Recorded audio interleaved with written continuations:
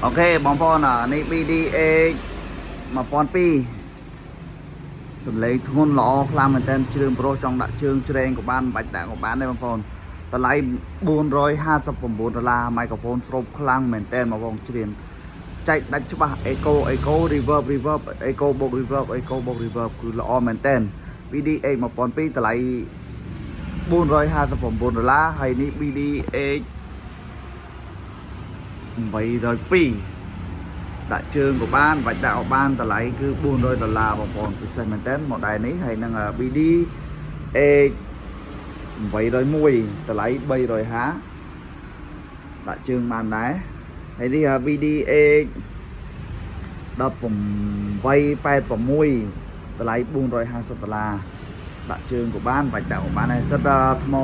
កាន់សំឡេងល្អសិតតែជ្រៀងប្រុសហើយបងប្អូនចង់បានគឺអាចទៅជឿបាននៅហាងហុកលីងឆេងដែលមានទីតាំងនៅភ្នំពេញក្បែរប៉ុស្តិ៍អាស៊ីអាគ្នេយ៍ជាប់នឹងសាកលវិទ្យាល័យកម្ពុជានៅតាមបណ្ដោយផ្លូវណព្រីបងប្អូនមានច្រើនបងប្អូនប៉ាស៊ីនមានច្រើននេះខ្ញុំមាននេះក៏ស្អាតដែរនេះហើយមានទូចមានធំមានច្រើនអញ្ចឹងបងចង់បានគឺអាចមកជឿនៅហាងផ្ទាល់បាន promotion ចោះច្រើនសម្រាប់បង subscribe page subscribe YouTube បង subscribe YouTube គឺបើដល់ហាងគឺខ្ញុំ promotion discount ជូនបានច្រើនខ្លាំងមែនទែនអូខេសម្រាប់បង subscribe YouTube ពីហាងខ្ញុំហើយ